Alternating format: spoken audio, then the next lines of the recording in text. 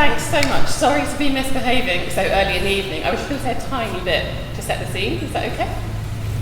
So thank you so much all for being here. This is a real passion project for me. I'm really grateful to Joe and Susie and Susie's publisher for indulging me so that we can all be here together. It's a dream come true for me.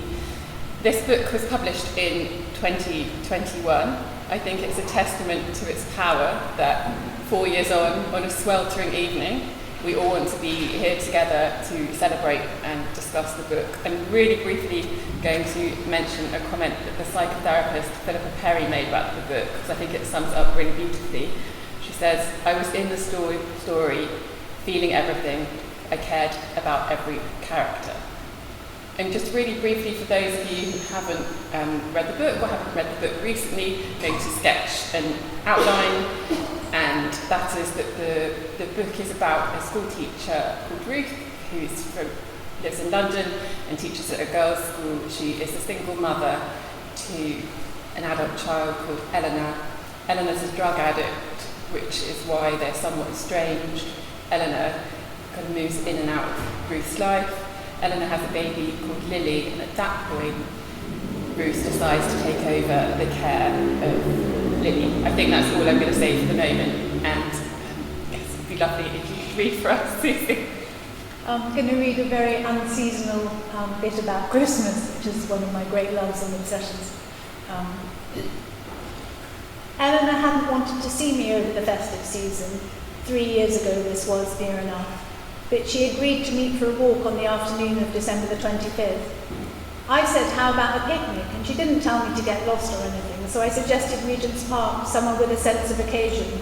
Sometimes you needed swans and a lake and a bandstand. Pick you up at Woolwich and we can zoom over there. But she told me to meet her instead at a modest strip of grass next to a main road, a few minutes from where she lived in Holloway. It was a greyish day, stubbornly unremarkable, with a grey, careless light hanging over everything. It was ordinary for me waking alone on Christmas morning, but in a small way, if I was truthful, it hurt my pride. The park had 1 or 2 sprawling dusty bushes and 3 wooden benches, one of which served the adjacent bus stop, but it was more of a glorified traffic island, treeless in the main and outlawed looking, certainly somewhere to avoid at night. When I arrived, she was sitting on the bus stop bench with Ben, underdressed against the weather, her long bright hair splayed across her shoulders in the dreary light, almost like thin tinsel strips. The pair looking about them with an air of expectation, as though no one had told them buses don't exist on Christmas Day. Ben smiled. He had a light, gruff optimism about him that felt close to festive. He stood and kissed me hello, affectionate towards the universe. It was the 3rd time we had met, and his greeting made me feel she could scarcely have poisoned him against me. "Merry Christmas," I called out, and they both smiled as though I had paid them far-fetched compliments. I motioned that we might venture inside the park. Why not? It was Christmas after all, rather than stick on the bench by the street. They followed me in, but Eleanor settled on another bench right away, as though she were rather elderly or her joints had become stiff or painful. "We haven't got long," she said. "All right, love." She was so pale. I had the sense I was performing something or someone as I fished the flask of coffee from my bag and poured it out into the 3 white enamel cups with the blue rims, and milk, hot milk, from a smaller container. I felt foolish as I handed Eleanor her stocking, attention-seeking, like a flasher almost. "Mum," she yelped, but she sounded pleased. She didn't open it, but she held it close to her like a small pet in her arms. I could feel the red crepe paper on the parcel softening against the heat of her body. A ring of silver string slipped to the ground. For Ben, I bought an old black watch tartan scarf from Sarah's shop. Anyone would like that, wouldn't they? It had some heft to it, a gent's scarf, dignified. I'd have liked it myself. He opened the present right away, tore it open. He looked delighted. It was surprisingly elegant, and he wrapped the scarf round his neck and began murmuring, happy, bashful Dopey. "It's too good for me." "Nonsense," I said. "Don't be silly." And we all laughed. But the laughter sounded dangerous. I got my courage up and spread 3 red checked dishcloths on the old bench, placed some gold paper plates in a triangle, unwrapped the turkey sandwiches I had made, the meat half white, half brown, still warm, the butter glistening. I had chestnut stuffing wrapped in foil, and I crumbled it over the meat, smeared on cranberry sauce from a coffee jar with the back of the spoon. I set down a paper cup full of sprouts on the bench. My hand was shaking. Christmas vitamins, I mumbled dryly, but they looked slightly fraudulent, as though they might have been pretending. I had 3 small bottles of Coke, the curvaceous kind. I've always had a horror of things that were too wholesome, and red and white striped straws in case anyone wanted that. I had a box of 6 crackers with robins on them in a carrier, and I laid 2 next to each plate. I had forgotten the paper napkins with the holly sprigs. I popped a tall red candle in an egg cup and lit the wick, sheltering it with a curve of my hand, the flame hot on my fingers until the fucking wind blew it out. No one said anything. I was very aware of my feet pressed into the hard ground suddenly, of thin grey air, emptiness underfoot and overhead, of thin, uneven breaths. I numbed myself deliberately. We all acted as though it was completely normal, as though we were having Christmas Day on the day the world had ended. It started to rain lightly, and the strained occasion began to wilt. I thought of the table in my flat, the soft chairs, the hypnotising coal fire. Ben had some food, but Eleanor wasn't going to, I could tell. Her appetite was erratic, like a lot of young girls intent on cancelling themselves. She thought she had already been extravagant in coming out. A snatch of carol played at the back of my throat, 6 brisk notes sharply rising. I couldn't think of the words. Oh, let nothing you dismay. Ben put down his sandwich, 3 crescent-shaped bite marks. He had used up all his politeness, and there was only mounting impatience now. Fledgling nervy hostility rising, darting eye movements exchanged between them, hostility, flashes of contempt. Once or twice it seemed as though Eleanor was on the verge of telling me some caustic home truths, side mouth narrowing against me. I got out a small wooden box of Turkish Delight. Why did I? Lifted the balsa wood lid with the apple green lettering, unfolding the silver paper, which was powdery on its underside, like the wrapping in a packet of cigarettes.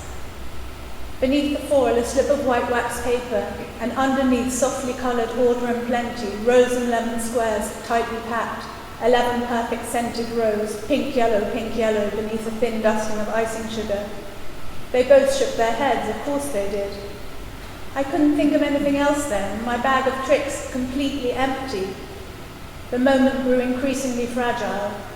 Around me there was little that was green, the elderly grass muddied and littered with patches of dog ends and cans. The plants that were there looked mangled and bereft. I was smiling all the while, just gently, but in my heart I was thinking, this might be the saddest occasion of my life. I've known greater sadness since, of course, and in my devious memory the forlorn gathering, viewed from some angles, did shimmer with a certain jagged grace. Like a classic album cover or something, a still from a well-loved, bleak European film. The wary older woman with odd folkloric determination rigging up the Christmas cheer, the cauterizing silhouettes of bare trees, all that. I knew I was stodgy with intentions and conventions, the beautiful, frail, mysterious pair, islands of remoteness, resisting, indulging, shunning, ignoring, enduring. Of course, memories always changed a little each time you reviewed them.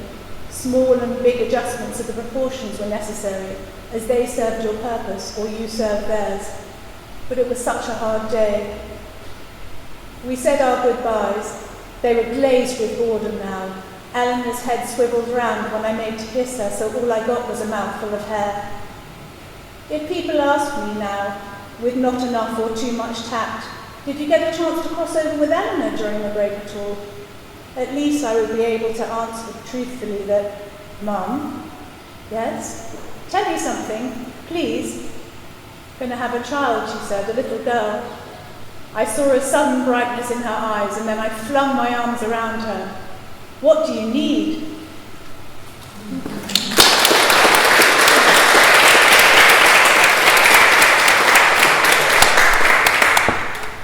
you so much. It's a real treat to get to hear you read. I'm sad that the wintry atmosphere hasn't seemed to cool any of us down, but we can't expect everything from your work.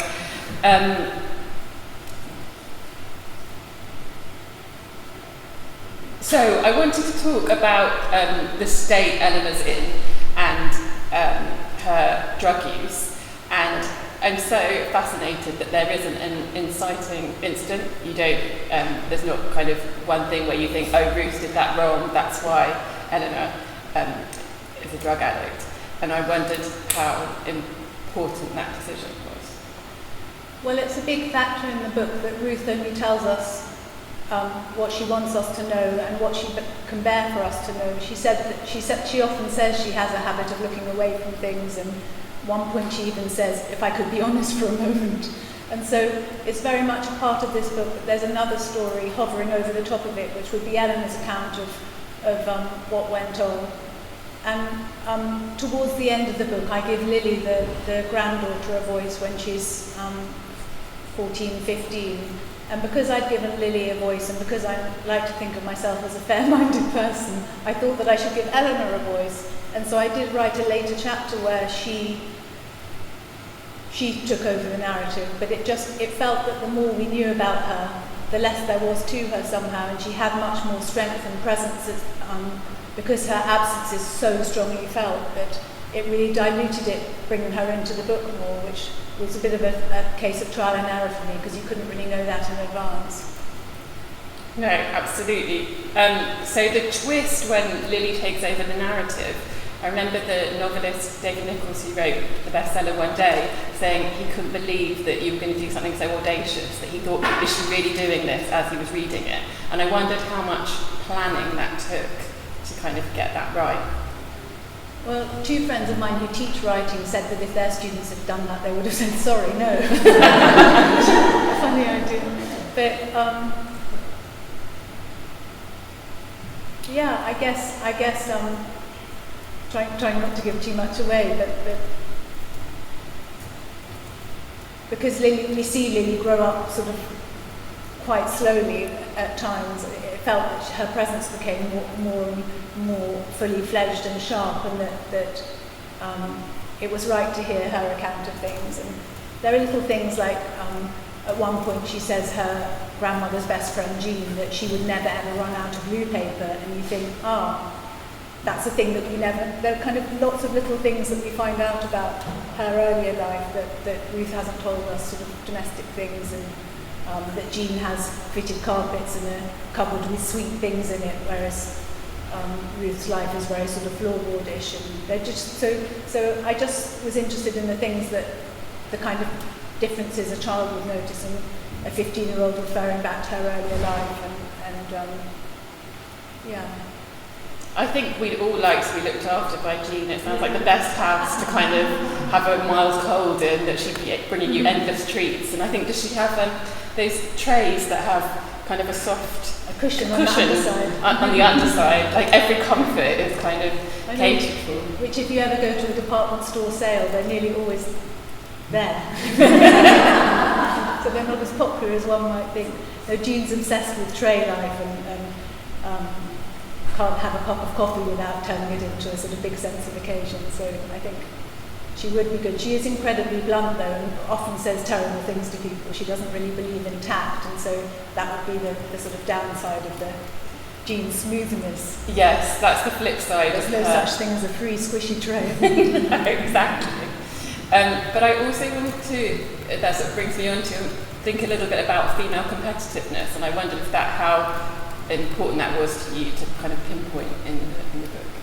Well, I guess that doesn't come into Jean and Ruth so much, but Ruth has 3 school friends that she meets with regularly, or regularly but not very often throughout the book, and they I was thinking of those groups of friends who carry on meeting forever, who maybe never ever liked each other that much in the first place, but you do it because you always do it. And I think the last occasion that they meet, one of them says, "Here we are again," without much zeal or something. And so, yeah, I guess the people sharing your history, but and obviously there are secrets that sort of contaminate things. And Ruth remembers her friend Christine saying very spiteful things to her at school, and they sort of pop back into her mind. But also, isn't there the sense that so Eleanor was very good looking, and her looks seem to be getting slightly wrecked, and there's a kind of relish that Ruth imagines that they take some delight in her not being so splendid anymore, but we don't know if that's true, do we, I guess? But I think it is true. I think people are delighted often when someone's very good looking, kind of. I mean, it's terrible. I'm not saying I am. I'm not saying you're saying you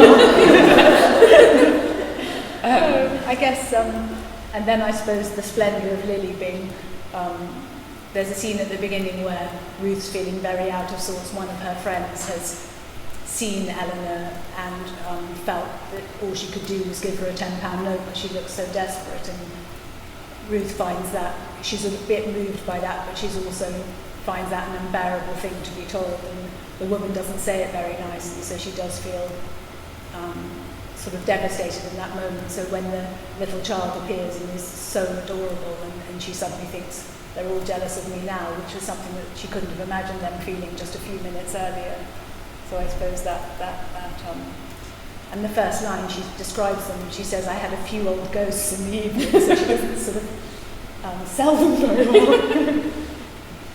I'm going to rattle through things, I'm afraid, because I know that lots of people are going to have questions at the end. So I also wanted to talk about misogyny, and there is a very affecting sort of misogynistic incident in the book where a man in a car approaches Ruth while she's taking her granddaughter to the park and propositions her as though she's a prostitute. And my sense was he doesn't think she's a prostitute at all. It's a way to sort of be offensive and destabilise her. And the situation quite quickly turns nasty. And he sort of drives after her and spits at her. I wondered how important it is that that is misogyny, or if it's just another way for you to show her vulnerability. Like, was it? It's hard that, I mean, at that point they're living in the middle of a red light district, and cars pull up for Lily as they did they pull up for Ruth as they did for Eleanor when she was a teenager. And so I suppose, now you say that, I think, how could I have made her even more vulnerable when she was so vulnerable already? But I did live in a red light district when I was growing up, and sometimes in my school uniform the cars did stop, and it wasn't terrible, but it wasn't very nice. And so I guess I'd never written about that, and it was just a way of and Ruth decides, in the sense that she's doing something different for Lily than she did for her daughter Eleanor, she decides that street isn't suitable anymore, and she moves to a much smaller place in a nicer street that only has one bedroom, figuring we've got to make some changes. So I suppose it's that, and possibly that's a tiny clue into something maybe Eleanor related that we don't know. Whoops, I hope everyone's okay, not melting too much. But that scene was much more extreme. In an earlier version, he got out of the car and sort of chased after her, and my editor was like, why would you do that? It's just too horrible. No, I think it's really clever how it is. I also wanted to talk a bit about the slipperiness of Ruth's thoughts, which you kind of hinted at before about, what she's kind of not telling us. And I think there's something that you talked about in different contexts about identifying in Henry James. You do this really brilliant thing. So, for example, at one point, Ruth says to Lily, oh, did you see that man here who was at your wedding? And Lily's a schoolgirl. She's clearly not married, but what Ruth actually means is the priest from your christening. And we don't even know actually if he did turn up. But is that quite difficult, that effect, because you can't go too far with it. You can't be too absurd. There's another point where she refers to the christening as a funeral as well. So I guess, as we all know in life, people use the wrong words quite a lot, but it can be quite laboured in the book. So I guess a little goes a long way. I think it happens 3 times in the book, and all the foreign translators said, "Why did you put funeral? It's a christening." And I said, "Yes, it was an accidentally on purpose kind of deliberate thing." That priest, you don't know if he's really there or not. And in a way, it doesn't matter because she thinks he's there. Yeah, exactly. But yeah, it's very well done. I wondered how important it is that Ruth's a school teacher. Like, would it be the same book? Obviously, it wouldn't be exactly the same book, but if she had a different job, was that a really important decision? Well, it's part of her identity that she's very good with other teenagers, and she's seen as a kind of great beacon of the suffering teen in her work life, but it doesn't, it's not the same at home.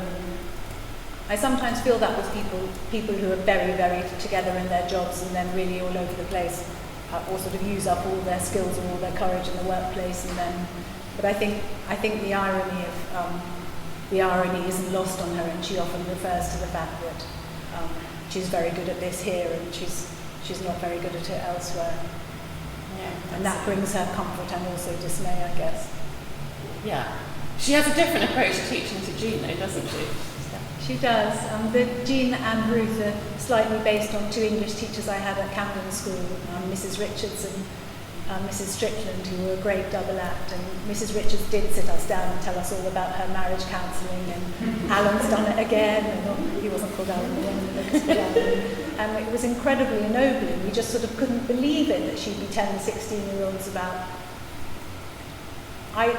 Because she was really clever, I now wonder whether she did it to make us feel good, to make us feel valued. And when you're 16, older people don't really want your advice and stuff. And we did feel so respected by her that she would talk to us in that way. And I think it was really good for our confidence. So the idea that she was happily married, there was no Alan, there was no marriage counselling.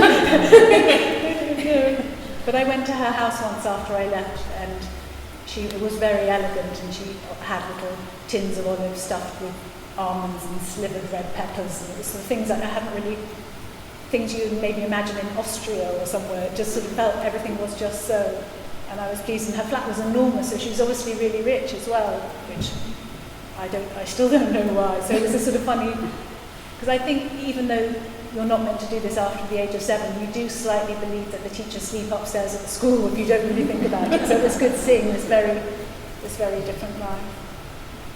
And I wonder, how much pleasure do you take in finding exactly those right details, like about the stuffed olives? Because for me, the book really sings with your, not your smugness, but your pleasure at getting the right details. You know, that you're so good at pinpointing kind of facets of bourgeois life.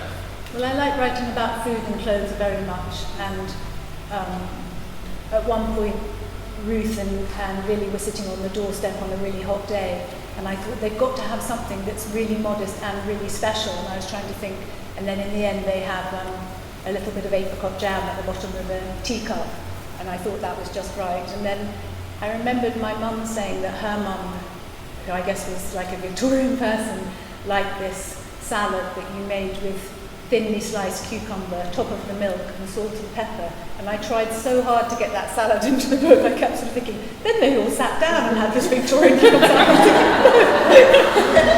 So I had to keep that for another occasion. But and there's a dish of food that goes wrong and has to be thrown away, and so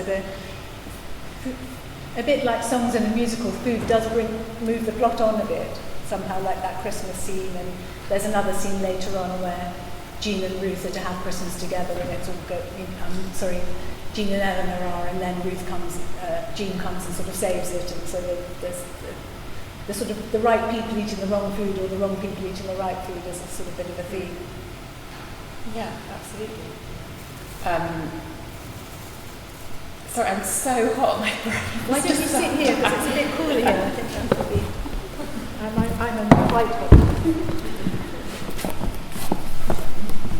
So I think those of us that really love this novel would like a little bit of insight into the writing of it. Well, a lot of it was written during lockdown, and I think some of the natural claustrophobia of the book comes from that time. Because they often don't go anywhere. Some people mind that. They think, go out, cheer yourself up, kind of thing. And so I think that was a bit of it. The first scene I wrote was the christening scene, which is it's sad, but it's also quite farcical, and it's so disorganised, and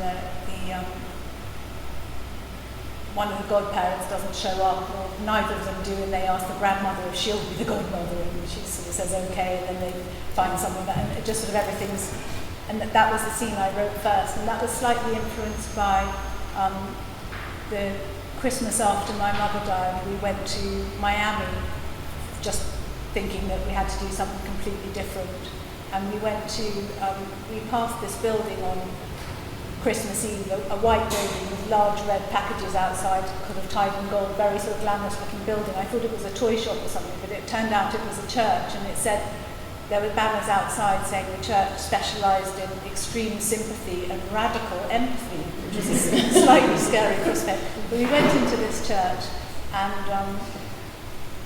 there were a lot of people in the church. Also had services particularly for people who were suffering from addiction, so there were a lot of people in the church in a very sort of infirm state, kind of moving around a lot, and there was also 3 little girls in sort of synthetic flamenco dresses right close to a bank of candles, and I remember my fireman Sam side was just sort of thinking, this is all, so it was sort of nerve-wracking, but the sermon was all about mourning, which was just perfect for me then. So it was a funny mixture of something alarming, incredibly inclusive, and almost sort of biblical in its level of care, and then very sad. So so then I wrote the Christmas scene quite soon after that as a short story, and then carried on from there. I did want to talk a little bit about grief, because as Jo mentioned, you are a bereavement counsellor. There's a moment in the book where... Oh, thank you so much. Thank you. I feel like a real diva now. Can you imagine? You've been reporting back to your publisher. Well, so Christine's husband dies, and Ruth's trying to support her, and so are their other friends. And Ruth says that the other friends aren't as good with Christine as she is, that they don't understand that when someone's grieving or traumatised, that you need to kind of soften yourself, but also be very clear and predictable in your actions. And I think that's so true, and I wondered if that's just an observation from life, or if that's from your experience as a counsellor. I think it's partly an observation for life, that a bit like, well, anyone in a kind of highly nervous state, I'm always surprised when people sort of say, shout not at them, but while they're with them, or just that you just go a bit quietly, kind of thing, or not ask anything of them. I mean, a lot of the things that you should do when people are grieving, you should probably also do when people aren't grieving, like give them a benefit of the doubt, and be soothing to be around and stuff like that. I don't know. No, absolutely. I'm going to allow myself one final question before you read again, and then we hand over the floor to questions from the audience. So, Jo mentioned that you've written an extra chapter that's been published in Granta, which is very exciting for all of us superfans. And this mention of the salad that didn't make it into Loveliness. I wonder, could there be more? Well, these characters really stuck with me, and I started writing another novel. I got quite deep into it, and I hated writing it every day. I woke up and thought, I hate writing this novel so much. And so on evenings, weekends and bank holidays, I started writing a little bit of another novel around the edge. I usually print out what I've done at the end of the week, and I started on the edge of the paper writing more thoughts about these characters. And then books that I was reading, I often write around the edge of them as well. And so they are with me, these people. So yeah, I'm not sure. Okay, you're not going to quite give us an exclusive, but okay, that's as much as I'm going to push you. The cucumber salad book. Yeah, exactly. Be the climax of the plot. It would be lovely if you read again, please.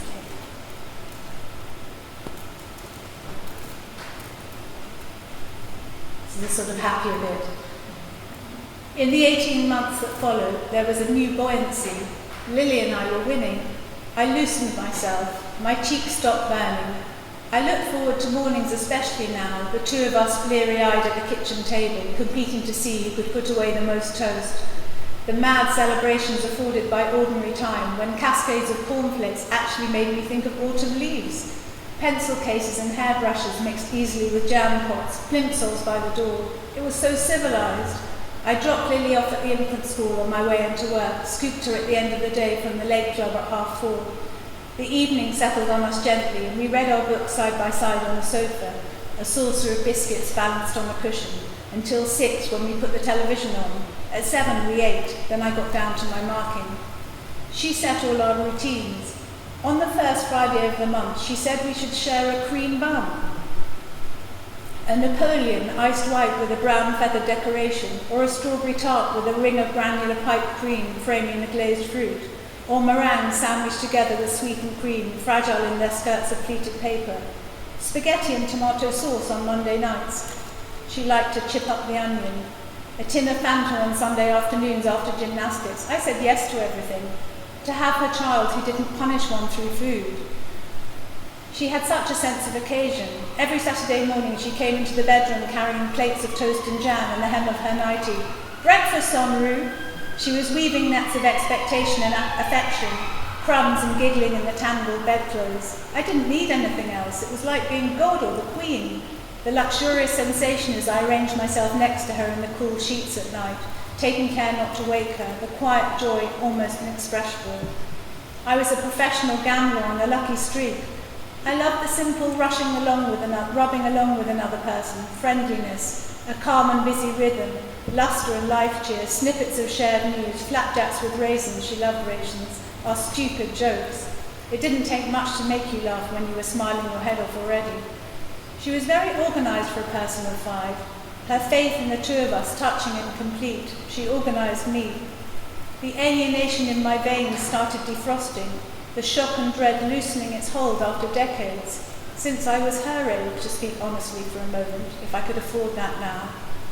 Very gently, I relaxed myself. It felt as though I'd recovered from a disease. Another year passed without blame or injury. Convalescence, the end of convalescence, and that bit that came after, when a day with a small mouth ulcer seemed like counted as a terrible day. It wasn't a life in the shadows anymore. Instead, exhilaration, free-running cheer that had no basis of anxiety. Hope, I suppose it was. The sky looked huge. The world felt promising and clear. I smoothed the sheets each morning, as though for the limbs of a heroic guest. I spent days in a row with courage intact, so that if someone was rude to me in a shop, I could be witty or defiant instead of almost jumping through the window.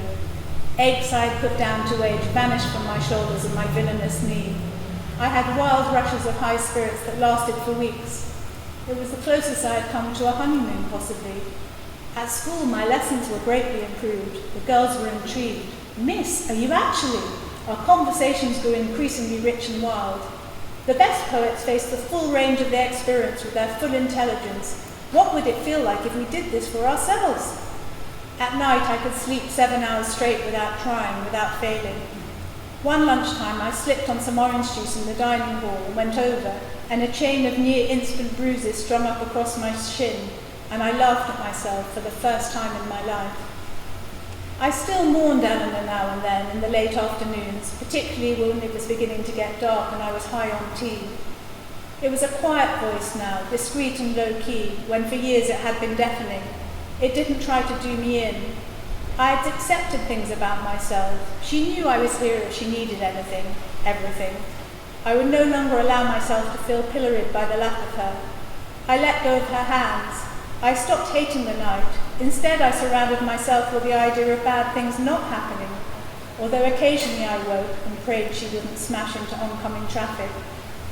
I had a drink that spring with Christine, Fran and Sarah. Here we all are again, one of us said without much zeal. Might have been me. It was a grim evening, the weather atrocious, spiteful almost, but I suddenly remembered I had a bottle of creme de cassis a grateful parent had given at Christmas, so I mixed a little for each of us with cold white wine that Sarah brought.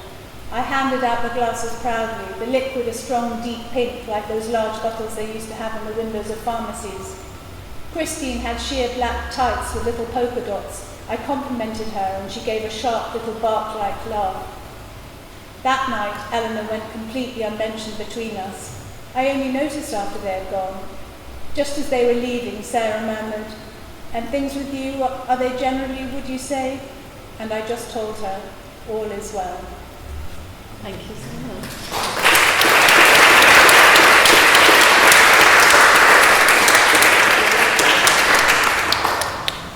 So I'm really happy to continue indulging my curiosity and asking Susie questions, but does anyone else have a question? I was sure there would be people burning with questions. Okay, the lady here. Thank you so much. In the book group, we read the book, and one of the questions that came up was about the scene when Ruth goes into Eleanor's flat and takes the baby. And we had some different interpretations of that scene. You know, is she rescuing her? Is she doing the right thing? Is there something really kind of dark and dodgy about her? Just going and taking this baby and handing her the money. And so that was a really sort of interesting question. And I just wonder if I'm not expecting you to give us the answer, but just to sort of reflect on that scene. I definitely intended a morally complex atmosphere, obviously, and it's funny, in America that was seen much more. Here, people were very. Ruth does quite a lot of bad things throughout the book, but she also does a lot of good things, and welcome to the human person. But I guess she. In that moment, I guess she arrives at their flat. She's holding a roast chicken in one hand, a baby in the other hand. Realizes they're about the same weight, then realizes how she's going to ring the doorbell.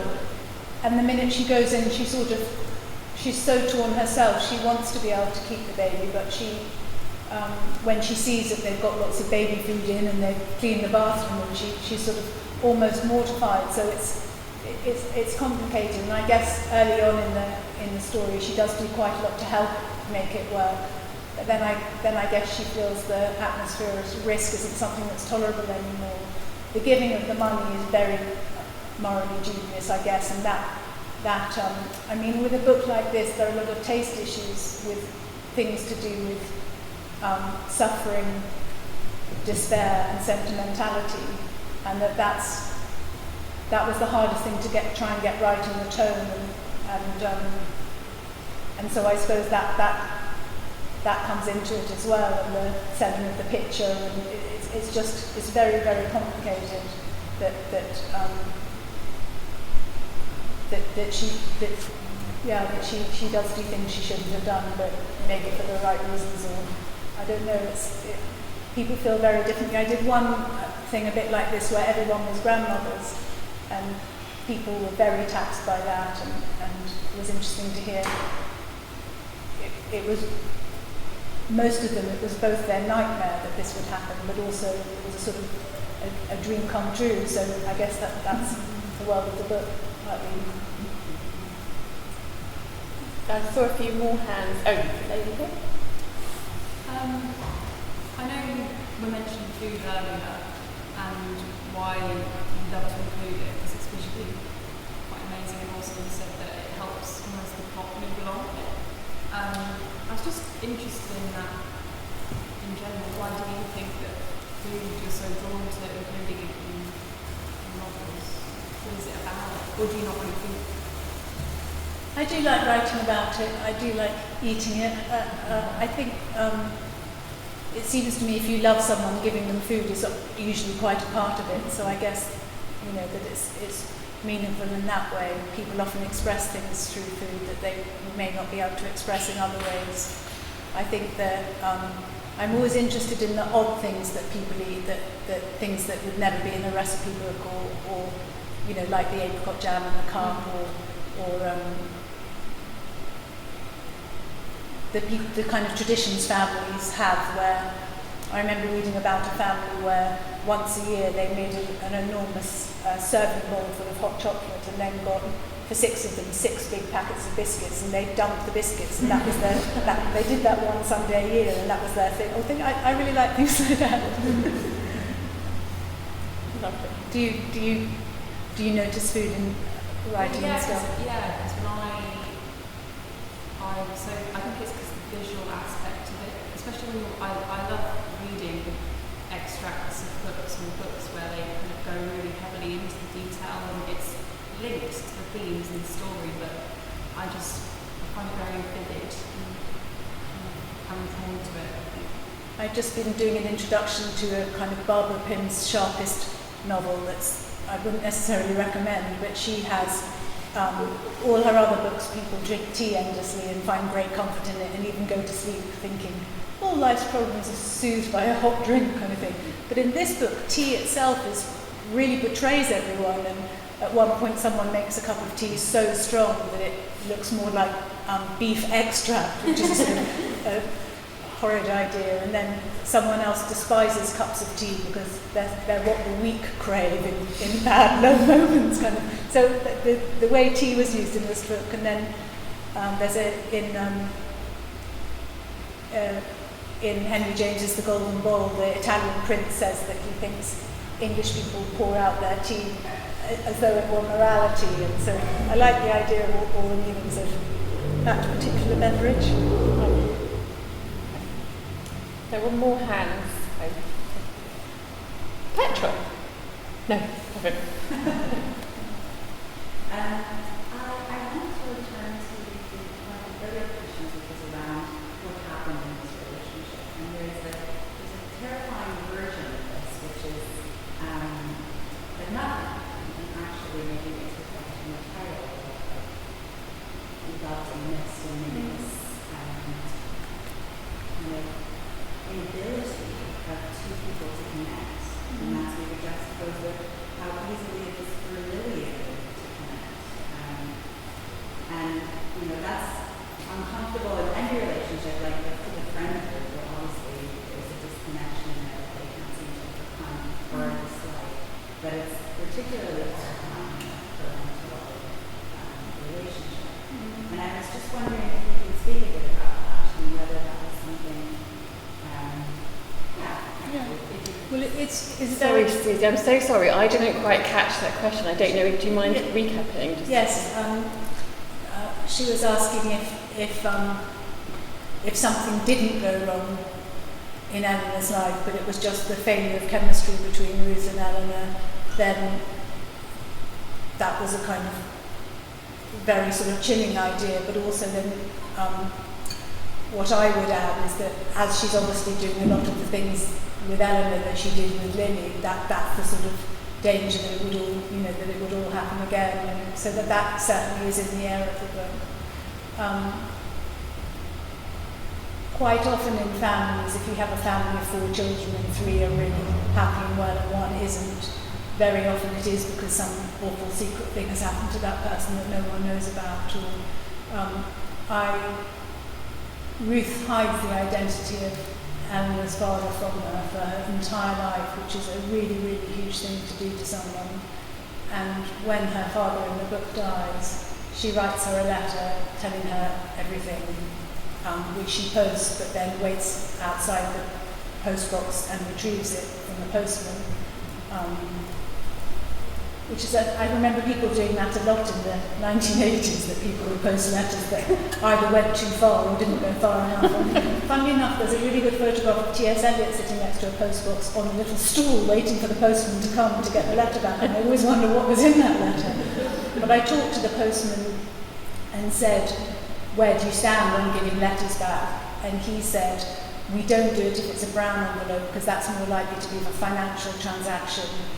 But if it was a coloured envelope, we'd more likely think, it's just, what did he say? We'd more likely think it's just emotions. So I think I made it a coloured envelope. But it's not a dead cert that she'll get it back, is it?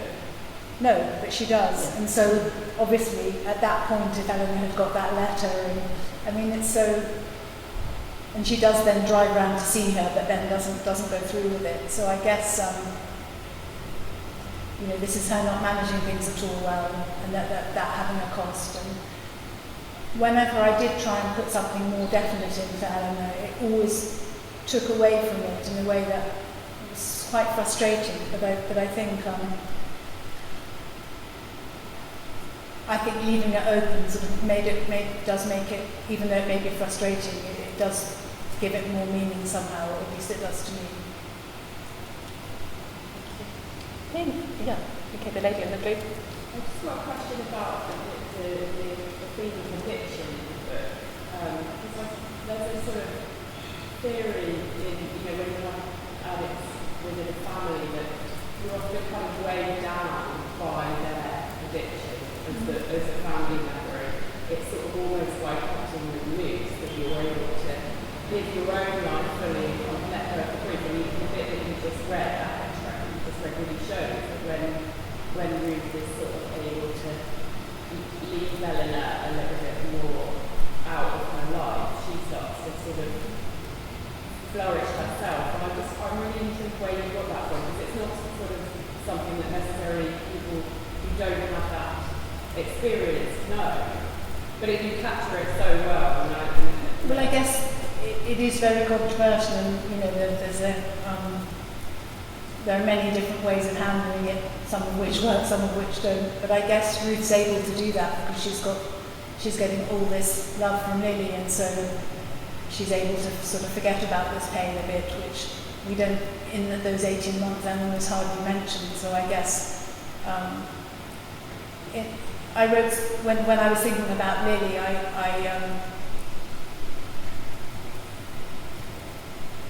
think I was listening to some slightly dodgy Oprah Winfrey podcast, and someone said, addicts are just people who are looking for God in the wrong places.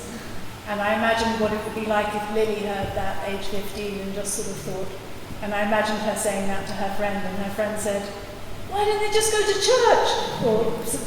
And the kind of, she is sort of forgiving towards her mother and wishes her well, and worries that she might think she's not being friendly and stuff, because she's sort of big-hearted and possibly naive and stuff. So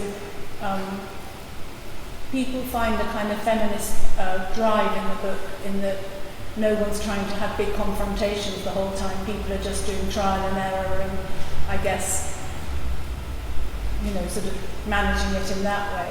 And a few of my friends who have been addicts have read it and said they just wish someone had treated them like that, which I was moved by. Other people felt that it was quite like anti-NA and AA and took me to task over that. So I'm not, it's not a how to do life book by any means, but it's a sort of controversial area that, a lot of people's lives are marred by, so it's hard.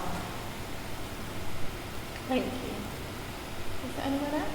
Oh, the lady in the stripy top. I have a question about generally how you work with it.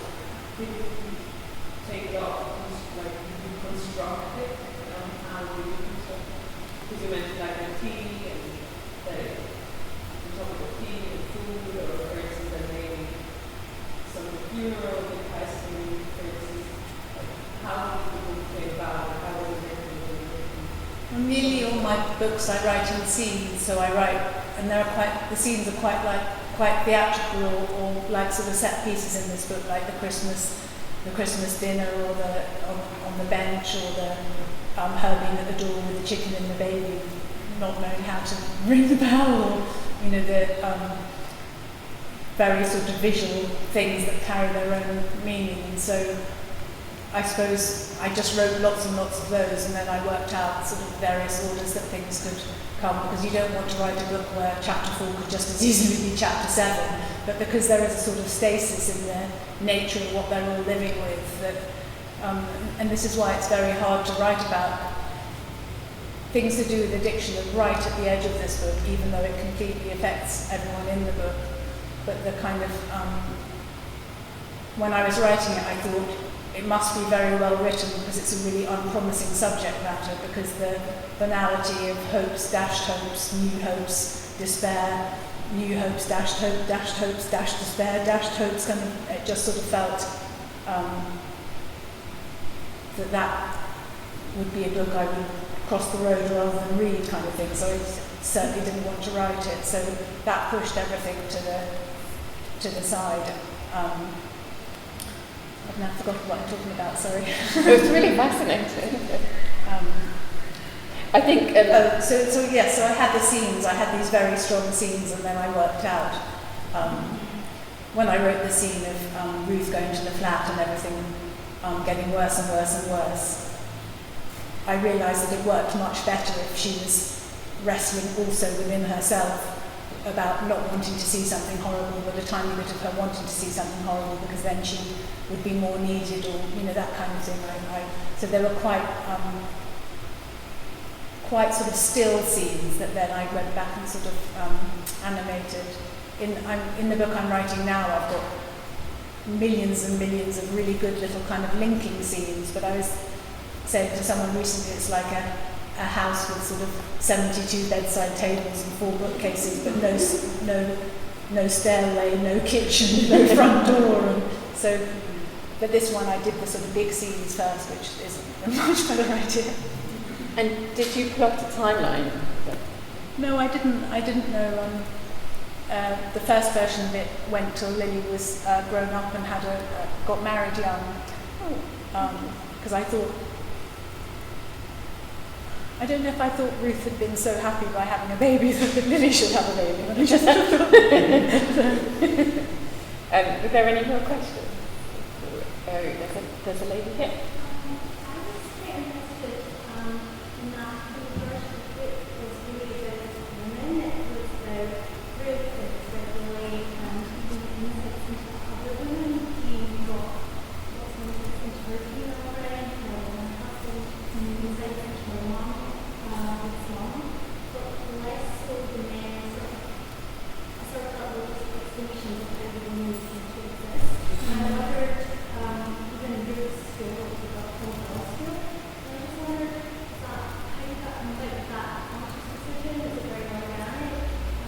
I think it must have been when I was in America, 2 people asked if that was why everyone was so miserable, because the men were so thin on the ground.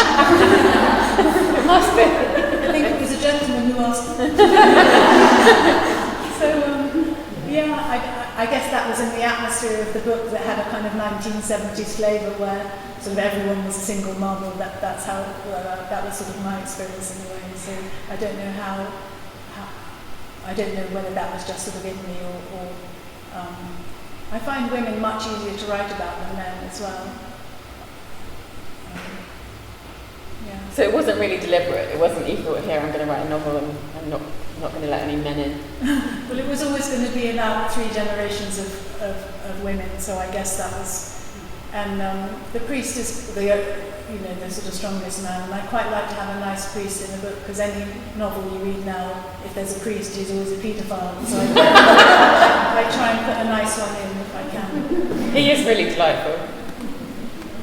Eleanor, another Eleanor.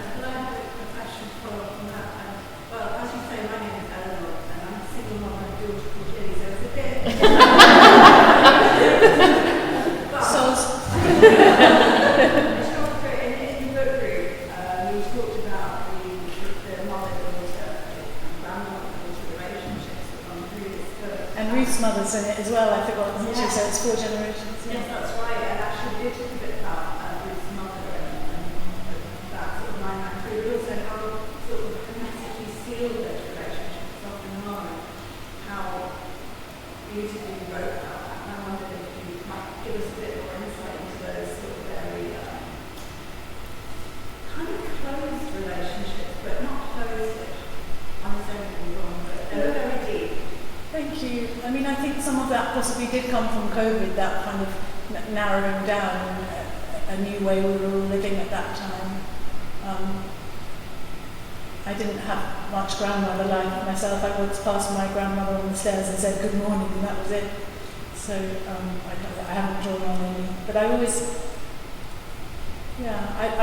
since I was really small, I've looked forward to being an old lady. I thought I would be so good at it. So I don't know if that came into it a little bit, the sort of pleasure of it. Finally being fully yourself.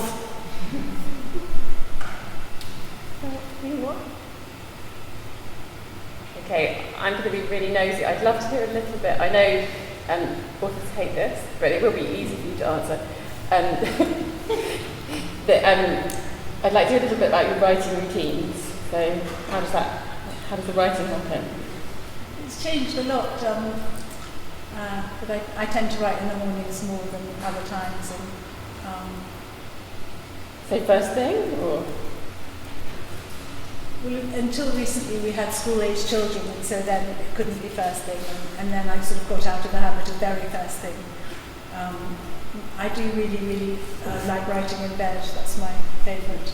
On a laptop or? Yeah, Okay. what they call the soft office. Lovely. And then a slightly deeper question. I did want to ask earlier on, but it seemed a bit much to go in right at the beginning.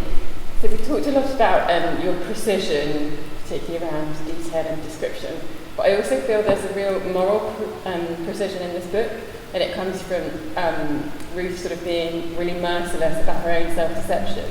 And there's a beautiful line quite early on when she says, and I think this is so true, amazing the way you can be patronising to yourself and resent it even as you required it. And I wondered if that was important, that she's so ruthless about kind of not kidding herself. She isn't, isn't she? So I guess she's, the fact that she says things like that make you feel that she's got a heightened level of honesty, and it invites you to believe that about her when it isn't true. So it's a sort of trick that she plays on herself. Okay. I was talking to a friend recently who'd had quite a kind of lovely, short-lived love affair, and he had been so bowled over by this thing that had happened, and then it went wrong spectacularly and sadly. But then he looked at his diary, and all the way through his diary he'd expressed all his doubt and reservations and the things the guy had done that were horrible, but he put it in his diary so that just the idea that you could use your diary to put the reality and then live this. And that was helpful, I guess, then, to see at the end of things, or? I guess so, but then how come these two things got so compartmentalised? And so I just sort of made me think how funny we all are doing things like that. And I guess Ruth takes steps towards things that she can't bear thinking or saying or admitting, and then sort of scurries away. And then at other times is very brave at looking at things sort of squarely in the face. So it's a mixture with her. She's quite an extreme. I think we all do that a bit, but she's a sort of extreme example of it. It sort of fuels the kind of the two currents of that kind of make an energy in the book. And how much do you love her? Well, it's funny because in all my other books I had this very unhelpful idea that you have to leave someone at the end of the book in a better place than you found them. It's very generous of you. But I haven't done that in this book. Or, I mean, I have in some ways, but I haven't completely. And I realised that I feel like someone told me I had to do that, and it was obviously me, and that's a kind of moral thing as well, isn't it, I guess. So, but I think I might go back to doing it, but I think it was good to try something different. Absolutely, and we're all really grateful. Thank you so much. The room has finally cooled down. I think Susie's really happy to sign books and maybe have a little chat as well at the end of this. But thank you so much for your time, and thank you for everyone for joining us.